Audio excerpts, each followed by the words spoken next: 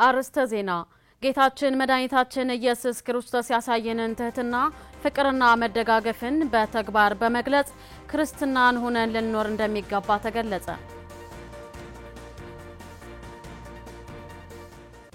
የትግራይ ህገ መንግስታዊ ግዛት ባለመከበሩና ተፈናቃዮች ባለመመለሳቸው እየተፈጸሙ ያሉ ዲዲአር የትግራይ ጊዜያዊ አስተዳደር ለሰላም ካለው ፍላጎት ነው ሲሉ የትግራይ ሰላምና ጸጥታ ቢሮ ኃላፊ ሌተናል ጀነራል ፍስሐ ኪዳኑ ገለጹ። በሱዳን ተንድንባ የተጋሩ ስደተኞች መጠለያ ከባድ የእሳት አደጋ መከሰቱንና በዚህም ለከፋ ስቃይና መከራ መዳረጋቸው ስደተኞች ተናገሩ።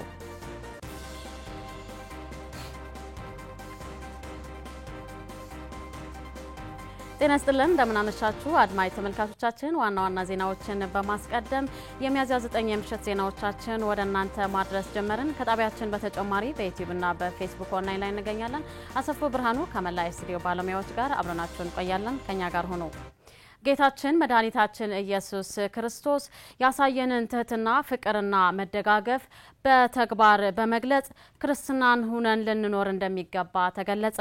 ዕለተ ሐሙስ ሰሞነ ሕማማት በመቀለ ከተማ ዳግማዊት አክሱም ጌቴሰማኒ ቅድስት ማርያም ቤተክርስቲያን ሃይማኖታዊ ተምሳሌቱ ጠብቆ በተለያዩ መርሃ ግብሮች ተከብሯል። ርግባ ገብረትንሳኤ በሰሙነ ሕማማት የዕለተ ረቡዕ ምክረ አይሁድ ማግስትና የጌታ ስቅለት ዋዜማ የሆነችው ዕለተ ሐሙስ መስዋዕተ ብሉይ ኪዳን በሐዲስ የተተካበት የአርአያነት ጸሎት የተከወነበት ሚስጥረ ቁርባን የተገለጠበትና ጌታ ትህትናን ለዓለም ያስተማረበት ቀን እንደሆነች መጽሐፍ ቅዱስ ይነግረናል። በዚህ ተምሳሌትም ቅድስት ቤተክርስቲያን ዕለቱን በተለያዩ ስነ ስርዓቶች ታከብረዋለች። የዘንድሮው ዕለተ ሐሙስ ሰሙነ ሕማማትም በእምነቱ ተከታዮች ዘንድ በየአብያተ ክርስቲያናቱ እየተከበረ ውሏል። በዳግማዊት አክሱም ጌቴሰማኒ ቅድስት ማርያም ቤተክርስቲያንም ሃይማኖታዊ ትውፊቱን በጠበቀ መልኩ ተከብሮ ውሏል። ቱ እንፍሬ ሰርናይ ወይን ወቅብ በዝሃ ከምዝበሉ ስጉን ደሙን እንቀበል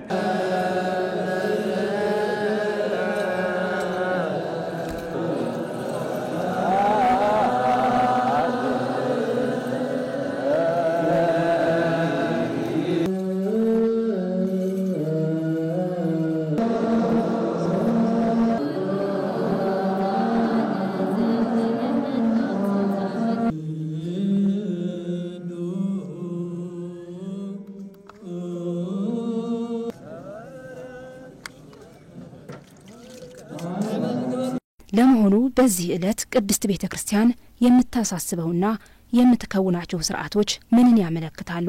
የደብሩ ስብከተ ወንጌል ኃላፊ እንዲህ ይገልጹታል። የትህትና ቀን የፍቅር ቀን ተብሎ ይታሰባል። እሱ ብቻ አይደለም። ዛሬ ያው የብሉይ ኪዳኑን ሥርዓትና ሕግ የተሻረበት እንዲሁም ደግሞ ሐዲስ ሥርዓት የተተከለበት ቀን ነው ብለን የምናስበው። እንዲሁም ደግሞ ለዓለም ሁሉ የሚሆን አዲስን ሕግ የሰጠበት ቀን ብለን ነው የምናስበው። ዛሬ ያ ሕግ ምንድነው ስንል ፍቅር ነው። በዕለቱ ከሚከናወኑ መርሃ ግብሮች መካከል አንዱ የሆነው የሕጽበተ እግር ስነ ስርዓት በውሃና ቅጠል ስለሚፈጸምበት እንድምታም አብራርተውልናል። ነገ እንደሚሰቀል በመስቀል ላይ ሆኖ ደም ብቻ አይደለም የፈሰሰው። ክርስቶስ ሲሰቀል ስጋውን ቆርሰዋል፣ ደሙን ፈሰዋል። ደም ብቻ አይደለም ግን የፈሰሰው ውሃም ጭምር ነው። ስለዚህ ያ ውሃ እኛ ከክርስቶስ የምንወለድበት የእግዚአብሔር ልጆች የምንሆንበት ምሳሌ ነው ማለት ነው። ስለዚህ በውሃ ነው የእግዚአብሔር ልጆች የምንሆነው። ውሃ ውስጥ ውሃ ብቻ አይደለም ያለው ቅጠልም አለበት አይደለ? ያ ቅጠል ደግሞ እንግዲህ በብሉይ ኪዳን 5500 ዘመን አባቶቻችን በጨለማ ውስጥ ነበሩ። ከምድር እስከ ሰማይ የተዘረጋ መጋረጃ ነበር፣ ጥላ ነበር። ሰዎች የሚያዩበት ከእግዚአብሔርና ሰው የማይገናኙበት ዘመን ነበር። ሆድና ጀርባ የሆነበት ዘመን ነበር። ሰውና እግዚአብሔር ተገናኝተው አያውቁም፣ ተያይተውም አያውቁም። ስለዚህ ያ ምሳሌ ነው።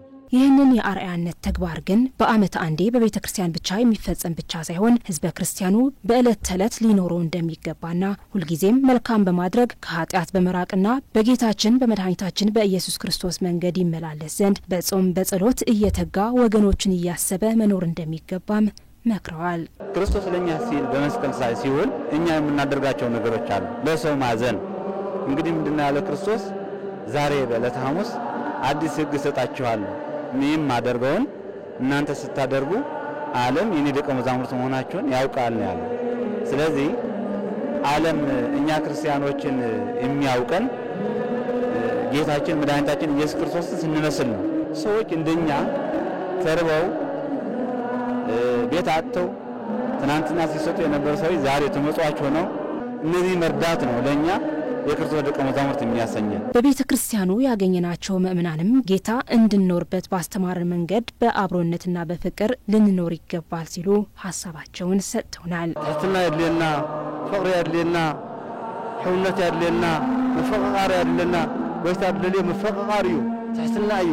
አህናውን በልቦና አምላኬ ልቦና ሀበና ይናክን ለምንየና አምላኬ ልቦና ስጠኝ ብለን ፈጣሪያችን መለመን አለብን። ትህትናና ፍቅር ከሌለን ነው ለፈተና የምንዳረገው። ስለዚህ የሃይማኖት መሪዎችም ምእመኑን ማስተማር አለባቸው። ምእመኑም ተምሮ በተግባር ሊኖረው ይገባል።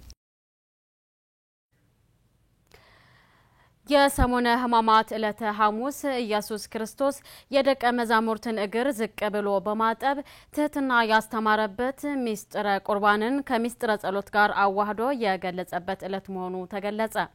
ህዝበ ክርስቲያኑ ሰሙነ ሕማማትን ፍቅርን በመስበክ ለሰላም በመጸለይ በጾምና በጸሎት በስግደት ማሳለፍ እንደሚገባም ተገልጿል። ገብሩ ተክላይ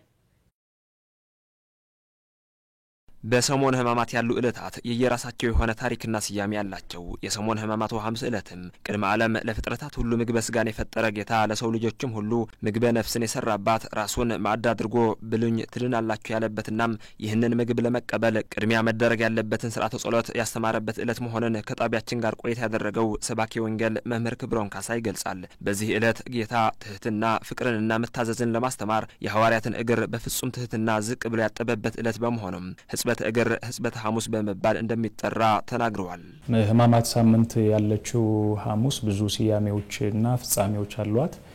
በዋናነት ግን ጸሎተ ሐሙስ እየተባለ ይጠራል። ለሐዋርያቱ ተግተው መጸለይ እንዳለባቸው ሁሉ ጊዜ በፈተና ጊዜ መጸለይ እንዳለባቸው ያስተማረበት ጊዜና ሰዓት ስለሆነ ራሱም ተመሳሳይ በሆነ መልኩ ጌቴሴማኒ በሚባል ቦታ ሄዶ የጸለየበት ዕለትና ሰዓት ስለሆነ ስለዚህ ጸሎተ ሐሙስ ወይም የጸሎት ዕለት እየተባለችም ይጠራል። ሕጽበተ እግር እየተባለች ትጠራለች። ክርስቶስ ኢየሱስ ለደቀ መዛሙርቱ እግራቸውን ያጠበበት ጊዜና ሰዓት ነው። በሐሙስ ዕለት ነው እግራቸውን ያጠባቸው። ይህም የሚያሳየን የምንመለከተው ከዚህ ውስጥ ትህትናን ነው። ታላቅ ሊሆን የሚገባው ሰው ወይም ሊሆን የሚፈልግ ሰው ራሱን ዝቅ አድርጎ እንዲሁ በትህትና ይጠብ፣ ባልንጀራውን፣ ወዳጁን፣ ወንድሙ፣ ጓደኛውን ያገልግል ብሎ ክርስቶስ ኢየሱስ ያስተማረበት። ከሰባቱ ምስጢራት አንዱ የቅዱስ ቁርባን ምስጢር በዚህ ዕለት ተፈጽሟልናም የምስጢር ቀን ይባላልም ይላል። የምስጢር ቀን እየተባለችም ትጠራለች። የምስጢር ቀን የተባለችበት ምክንያት ከአምስቱ አዕማደ ምስጢራት ውስጥ አንዱ የሆነው ምስጢረ ቁርባን የተሰራበት ወይ ምስጢረ ቁርባን እንደ ሥርዓት ሆኖ የቀረበበት ክርስቶስ ኢየሱስ የፈተተበት ዕለትና ሰዓት ነው። ለደቀ መዛሙርቱ ስጋና ደሙ የሰጠበት ነው። በሰሙነ ሕማማት ቅዳሴ አይቀደስም። ሐሙስ ግን ቅዳሴ ይቀደሳል። ያም ቢሆን በለሆሳስ ነው ቅዳሴ የሚቀደሰው። ስጋና ደሙ ለደቀ መዛሙርቱ የሰጣቸው ዕለት በዚህ ዕለት ነው። ሰሙነ ሕማማት ጌታ ኢየሱስ ክርስቶስ ለሰው ልጅ ሲል የተቀበላቸው መከራዎች የሚዘከርበት ሳምንት በመሆኑም ህዝበ ክርስቲያኑ ፍቅርን በመስበክ ለሰላምን በመጸለይ በጾም በጸሎትና በስግደት ማሳለፍ እንደሚገባውም ገልጸዋል። ሕማማት እንደ ስሙ ክርስቶስ ኢየሱስ እንዳመመ ለሰው ልጅ ሲል ሀመ ወሞተ ነው ወተቀብረ የሚሉት ነገሮች የሚታወሱት በዚህ ሳምንት ነው። መታመሙን የምናወሳበት ጊዜና ሰዓት ነው። ስለ ሰው ልጆች ሲል የተቀበላቸው መከራዎችን የሚዘከርበት ሳምንት ነው። ይህንን ሳምንት አብዝተን የምንጸልይበት የምንሰግድበት ወደ እግዚአብሔር የምንቀርብበት ቤተክርስቲያን ጊዜያችንን ሰውተን ቤተክርስቲያን የምናሳልፍበት ጊዜ ነው የሕማማት ሳምንት። ያም ለ5500 ዘመናትን ለመዘከር ለማስታወስ ሲባል ነው። ስለዚህ ሕማማትን ስንዘከር ስናስብ ስለ ሰው ልጅ ብሎ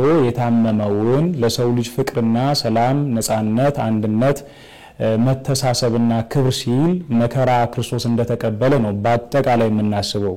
ይሄ ከሆነ እኛ የሰው ልጆችም ስለ ሰው ልጅ ሰላምና ፍቅር መጸለይ አለብን፣ ማሰብ አለብን። እንደ ሰው ራሳችን የሰላም ሰው አድርገን ማቅረብ፣ እንደ ሰው ራሳችን የፍቅር ሰው አድርገን የአንድነት ሰው አድርገን ማቅረብ። እያንዳንዱ ሰው እኔ የሰላም ሰው ነኝ ብሎ ራሱን ካቀረበ ሁሉም ሰው ሰላም ሆነ ማለት ነው። ይህንን ሳምንት በተለየ መልኩ እንዲህ ይወሳና ይዘከር እንጂ ሁሉ ጊዜ እንዲህ አይነት መንነትና እንዲህ አይነት ህይወት ያላቸው ሰዎች መሆን መቻል አለብን። በቅዱሳን መጽሐፍ እንደተጻፈው በፍቅርና በመተሳሰብ እርስ በርሳችን መደጋገፍ እንደሚገባ ተገለጸ። ጸሎተ ሐሙስ በደቡብ ትግራይ ማይጨው ከተማ በክርስትና እምነት ተከታዮች በተለያዩ ስነ ስርዓቶች ተከብሯል። ጸሎተ ሐሙስ ኢየሱስ ክርስቶስ የሐዋርያትን እግር በማጠብ ለሰው ልጅ ፍጹም ትህትናን ያስተማረበትን ስነ ስርዓት በሚያሳይ መልኩ ነው የተከበረው። በማይጨው ከተማ ቅዱስ ሚካኤል መካነ ሰማዕት ካቴድራል ቤተክርስቲያንም የክርስቶስን ትህትና በሚያሳይ መልኩ እግር በማጠብ በጸሎትና በስግዳን ጸሎተ ሐሙስ በተለያዩ ስነ ስርዓቶች ተከብረው ውሏል። የቤተ ክርስቲያኑ አስተዳደር ቆሞስ አባ ኃይለ ሥላሴ ባስተላለፉት መንፈሳዊ አስተምህሮ ስነ ስርዓቱ ጌታ ኢየሱስ ክርስቶስ የሐዋርያትን እግር በማጠብ ያሳየንን ትህትናና ፍቅር በተግባር የምንገልጽበት ነው ሲሉ ገልጸዋል። ቅዱሳን መጻሕፍት በፍቅርና መተሳሰብ እርስ በርሳችን እንድንደጋገፍ ነው የሚያዙት ያሉት ቆሞስ አባ ኃይለ ሥላሴ እያንዳንዳችንም ይህ የቅዱሳን መጻሕፍት ቃል ልንተገብረው ይገባል ብለዋል። ዘገባው የባልደረባችን አሰፋ አባይ ነው። ጸሎተ ሐሙስ በእርሰ ገዳማት ወአድባራት አክሱም ጽዮንን ጨምሮ በተለያዩ የትግራይ አካባቢዎችም በክርስትና እምነት ተከታዮች ዘንድ በጸሎት በስግዳንና በተለያዩ ስነ ስርዓቶች ተከብረው ውሏል።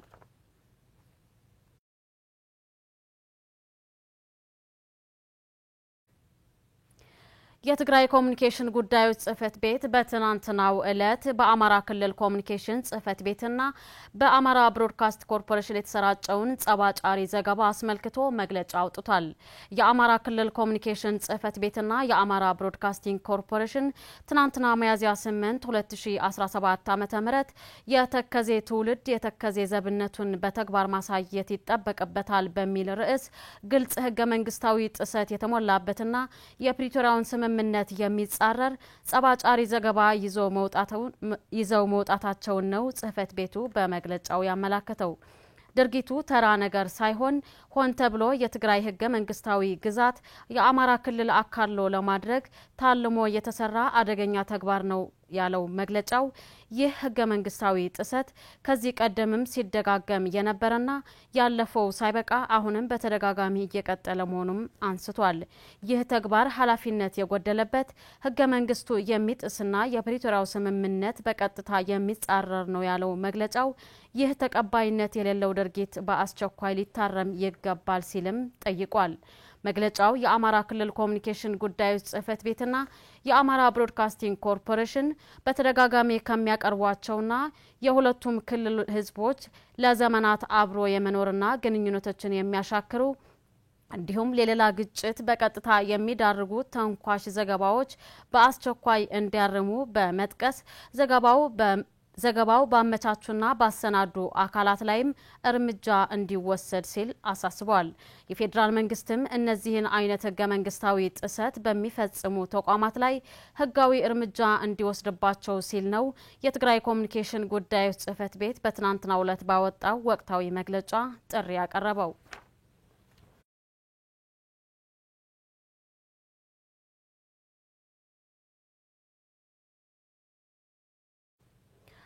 በስምምነቱ መሰረት የትግራይ ህገ መንግስታዊ ግዛት ባልተከበረበትና ተፈናቃዮች ባልተመለሱበት እየተፈጸመ ያለው ዲዲአር የትግራይ ጊዜያዊ አስተዳደር ለሰላም ካለው የጸና አቋም ነው ሲሉ የትግራይ የሰላምና ጸጥታ ቢሮ ኃላፊ ሌተናል ጀነራል ፍስሐ ኪዳኑ ገለጹ።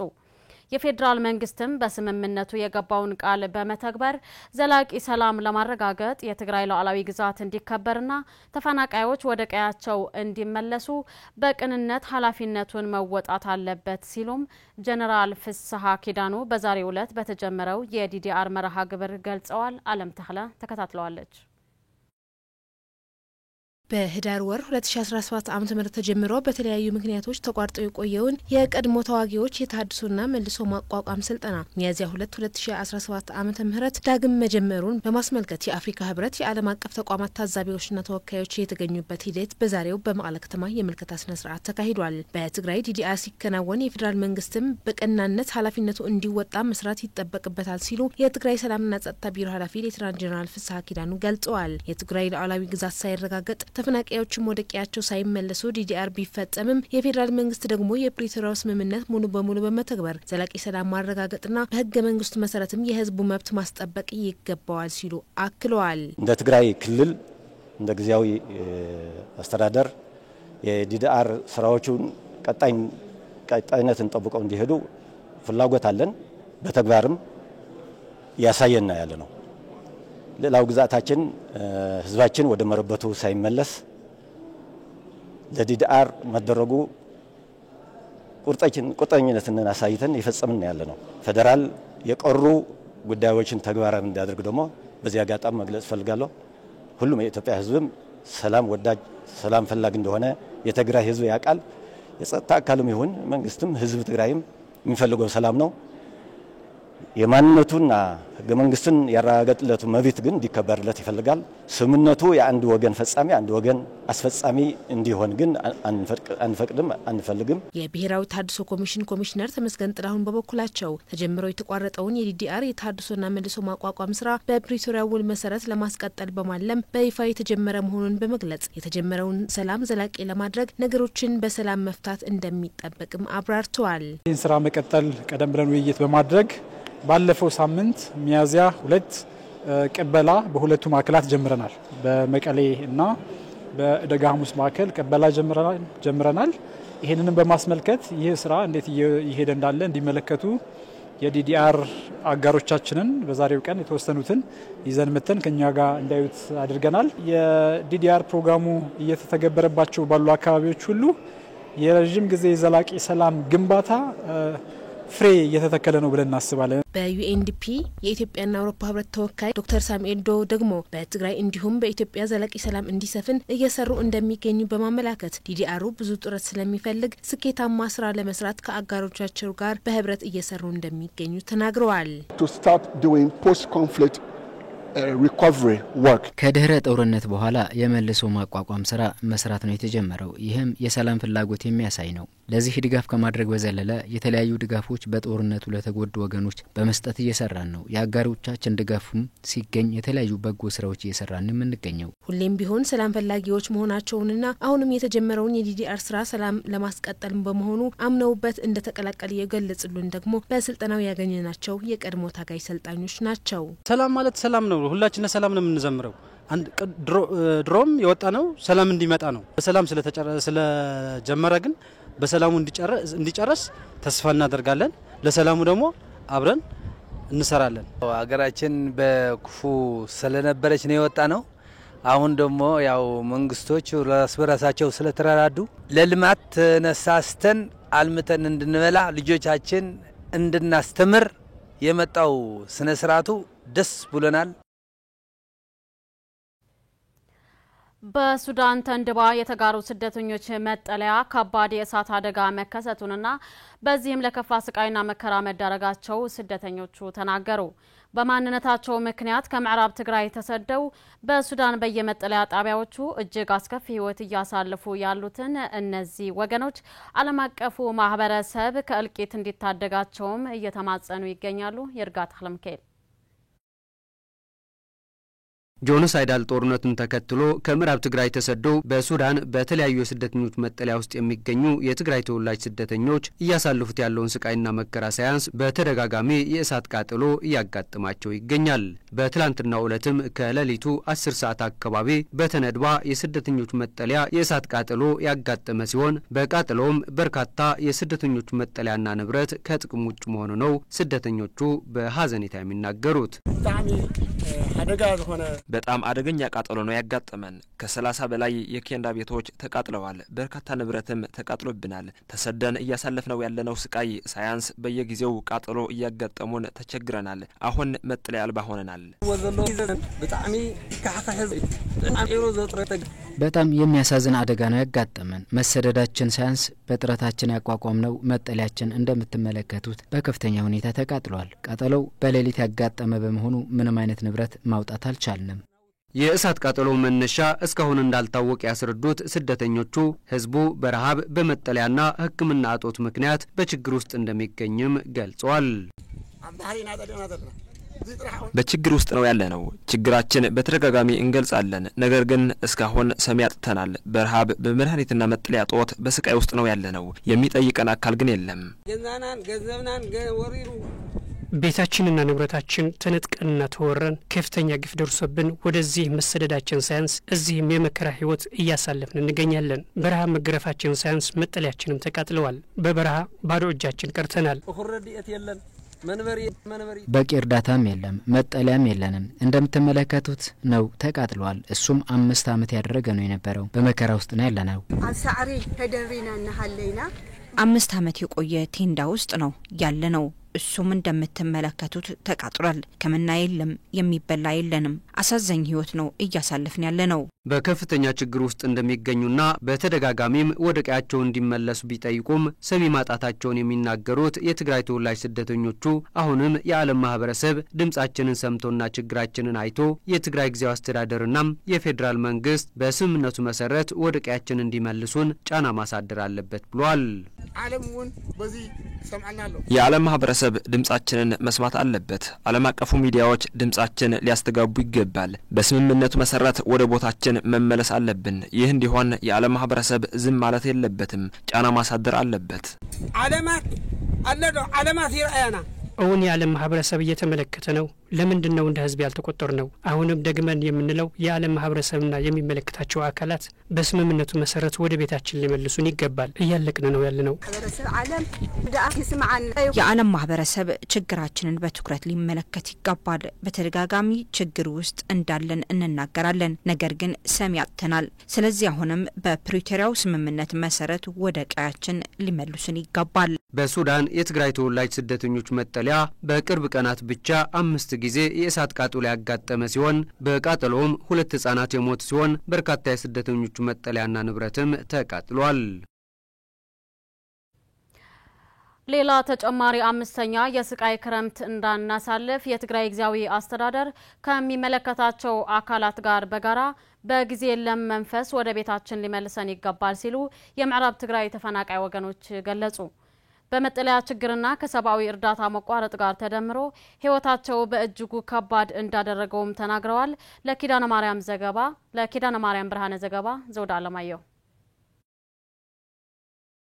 የሰላም ስምምነቱ መፈረም ህዝቡን ከአስከፊ እልቂት መታደግ ይቻልና በወሰነ መልኩ ወደ ስራ የተመለሱ የአገልግሎት ሰጪ ተቋማት እንቅስቃሴ የህዝቡን ችግር የፈታበት ሁኔታ ተፈጥሯል። ይህ በእንዲህ እንዳለ ግን በትልቁ ተስፋ የጣለበትን የተፈናቃይ ወገኖች ችግር መፍታት አልቻለም። በመሆኑም ከስምምነቱ መፈረም በኋላም የተፈናቃይ ወገኖች ህይወት በተወሳሰበ ችግር ቀጥሏል የሚሉት ከምዕራብ ትግራይ ተፈናቅለው በሽረ እንዳስላሴ ከተማ ተጠልለው የሚገኙ ወገኖች ለአንድ ቀን እንኳን የሚታለፍ የማይመስል መከራና ችግር ለ4ና 5 ዓመታት ተሸክመን እየኖርን ነው ብለዋል። 4 ዓመትና حليفنا 50 ሒዝናለና 4 ዓመት አልፎን 5ኛ ዓመታችንን ይዘናል። በጭቃና ረግረግ ውስጥ ተሰቃይተናል። በጋ በፀሐይ ክረምት በተቀዳደደ ኬንዳ ውሃ በላያችን ላይ እየፈሰሰ ነው እየኖርን ያለነው። መተኛት አንችል፣ መቀመጥ ከብዶናል፣ ከፍቶናል፣ መሮናልም። ይህ ሳይበቃ በረሃብና በእርዛት ተሰቃይተናል። ማዛባላይ ቀንድ ሕቱ ከምዝፈለጥ ተፈናቃይ አንድ ጥያቄ ነው ያለው። እሱም ወደ ቀያችን መልሱን ነው። ጠረንግረን ቆፍረንም ቢሆን ወደ ምንተዳደርበት ቀያችን ቦታችን መልሱን ነው። እዚህ ተሰቃይተናል፣ ኑሮ መሮናል። ወራና ዘኸፈይ ኑሯችን እጅጉ የከፋ ነው። እርዳታም እያገኘን አይደለም። የምንተኛበትም እንደምትመለከቱት የከፋ ነው። በአንድ ቤት ውስጥ 6 የቤተሰብ መሪዎች ነው ያለነው። መኝታችን ምቾት የራቀው ነው። ሰሚ አጥተናል። በአንዳንድ የትግራይ አካባቢዎች ተጀምረው ያቆመው ተፈናቃዮችን ወደ ቀያቸው የመመለስ ተግባር ትንሽ ተስፋ ጭሮ መደብዘዙ ተስፋ አስቆርጦናል የሚሉት ተፈናቃይ ወገኖቹ በረሃብ በእርዛትና በመድኃኒት እጦት በየቀኑ የሞት ጽዋ መቀበል እጣፈንታችን ይመስል ደጋግሞናል ብለው ተናግረዋል። አሁንም ቢሆን ከመቅረት ማርፈድን ይሻላል እንደሚባለው ሌላ ተጨማሪ አምስተኛ የስቃይ ክረምት እዚህ እንዳናሳልፍ ወደ ቀያችን የመመለስ ተግባር ከወዲሁ ሊሰራበት ይገባል ሲሉ ተናግረዋል። ኣብቲ ሕዳር ሕማም ዘለዎም ብሳት በረሃብ በሽተኞች እየሞቱብን ያሉት ቀን በቀን ቤተሰባችንን እያጣን ነው። በቂ ምግብ የለንም። ምግባረ ሰናይ ድርጅትም እርዳታ መስጠትን አቁመዋል። ቆይቶ የሚመጣውም ለሁሉም አይበቃም። በከፍተኛ ረሃብ ውስጥ ነው ያለነው። ኣብዛ ሓጸረ ጊዜ በخنወስለኩምና በጽባህ በነገ ዛሬ ትመለሳላችሁ ተስፋችን ተሟጧል። በአጭር ጊዜ ወደ ቀያችን መልሱን። እንደ ነፍሰ ጡር ቀን መቁጠር ከብዶናል። መመለስ የምንችልበት ሁኔታ በውል በመለየት ዋስትናችን በሚጠበቅበት ሁኔታ ላይ መስራት ያስፈልጋል።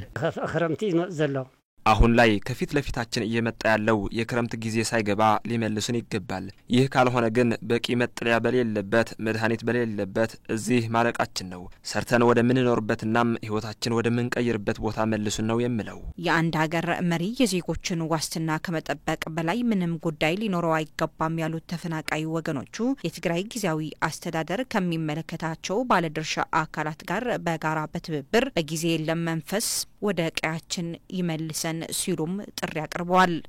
ዝምልከተኩም አካላት የሚመለከታቸው አካላት እርዱን፣ አግዙን፣ ችግራችንን አዳምጡን፣ ያለንበትን ሁኔታ ተረድታችሁ ታደጉን። ከፍቶናል፣ ተቸግረናል። ጥሪያችንን ሰምታችሁ ወደ ቀያችን መልሱን። አንበር በትና ክንመለስ ዝምልከታ አካል ተፈናቃይ ወገኖች ወደ ቀያቸው ለመመለስ የሚመለከተው አካል የተሰጡት 1-2 ተብሎ የተዘረዘሩ ነጥቦች በትኩረት ሊሰራበት ይገባል። ተደራዳሪው የፌዴራል መንግስትና አደራዳሪ አካላት የአውሮፓ ህብረት፣ የተባበሩት መንግስታት፣ የአፍሪካ ህብረት እንዲሁም ሌሎች የሚመለከታቸው አካላት በትኩረት ሊሰሩ ይገባል።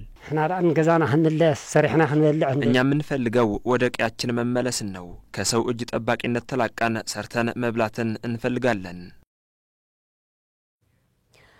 በመጨረሻም የዓለማችን ጤና ድርጅት ዋና ዳይሬክተር ዶክተር ቴድሮስ አድሓኖም ከዓለማችን 100 ተጽዕኖ ፈጣሪ ሰዎች አንዱ በመሆን ተመረጡ።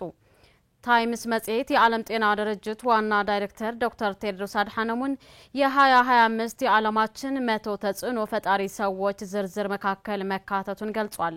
የዓለም የጤና ድርጅት ዋና ዳይሬክተር ዶክተር ቴድሮስ አድሓኖም በጤናው ዘርፍ ባስመዘገቡት ውጤት የ2025 የታይምስ መጽሔት የዓለማችን 100 ተጽዕኖ ፈጣሪ ሰዎች ዝርዝር ውስጥ መካተታቸውን ነው የተገለጸው። ዶክተር ቴድሮስ አድሓኖም ይህንን አስመልክተው በማህበራዊ የትስስር ገጻቸው ባሰፈሩት ጽሁፍ በዝርዝሩ ውስጥ መካተቴ ጤና ለሁሉም የሚለውን ዓላማ ለማሳካት ቀን ከሌት በከተማ በገጠር እንዲሁም ግጭት የሚካሄዱባቸው አካባቢዎች ስራቸውን ለሚሰሩ የሙያ አጋሮቼ እውቅና የሚሰጥ ነው ሲሉ ምስጋናቸውን አቅርበዋል። ዶክተር ቴድሮስ አድሓኖም ዓለም አቀፉን የጤና ገጽታ የቀየረ ባለራዕይ መሪ በሳይንስና የተመሰረተ ውሳኔ ለመስጠት ያላለሰለሰ ድጋፍ የሚያደርግ ሲሉ በመጽሔት ላይ ስለ ዶክተር ቴድሮስ ምስክርነታቸው ያሰፈሩትና ፍንጣጣ ከዓለማችን እንዲጠፋ ከፍተኛ አበርክቶ ያደረጉ ፕሮፌሰር ላሪ ብሪሊያንት ገልጸዋቸዋል።